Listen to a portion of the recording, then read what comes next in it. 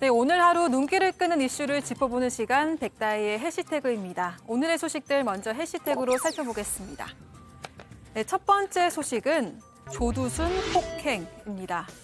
네, 아동 성범죄자 조두순이 사는 곳을 찾아가 둔기로 머리를 때린 20대 A씨에게 실형이 선고됐습니다. 앞서 A씨는 특수상해죄와 주거침입죄 등의 혐의로 구속 기소됐는데요. 재판부는 사적 보복을 하기 위해 폭력 행위를 저지른 것은 용납할 수 없는 행위라고 지적했습니다.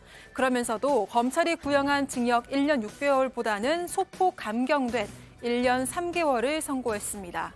A씨가 심신미약 상태에서 범행을 저질렀다는 판단에서인데요. A씨는 조증, 우울증 등의 의견이 제시된 병원 진료 등을 이유로 심신미약을 주장해왔습니다. 사건 당시 A씨는 조두순의 분노를 느꼈다며 범행 동기를 밝힌 바 있습니다. 네, 다음 소식 보겠습니다.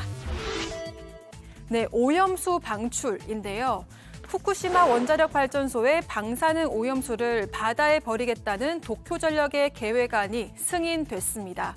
규제기관인 일본 원자력규제위원회가 안전성에 문제가 없다고 판단한 건데요. 현지 어민들과 시민단체의 반발이 강한 상황에서 도쿄전력은 내년 봄에 방류를 계획하고 있습니다.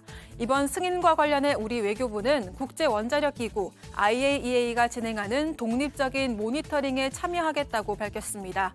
또 아울러 주요 이해 당사국으로 한일 양자 간 소통과 협의를 지속해 나갈 것이라고 덧붙였는데요. 일본 언론은 문재인 정부는 오염수의 해양 방출을 반대했지만 윤석열 정부는 일본과 협의를 계속해 나가겠다는 반응을 보였다면서 달라진 대응에 주목했습니다. 네, 마지막 소식의 해시태그는 악랄한 비방입니다. 네, 지난 3월 중국 동방항공 여객기가 시속 1000km로 수직 낙하하면서 탑승객 132명 전원이 사망하는 안타까운 사고가 있었죠. 해당 사고가 조종사의 고의로 발생했을 가능성이 높다는 미국 외신의 분석이 나왔습니다. 앞서 미국은 중국의 요청으로 조사팀을 중국에 파견했는데요. 중국 관영 매체들은 악랄한 비방이라며 강하게 반발했습니다.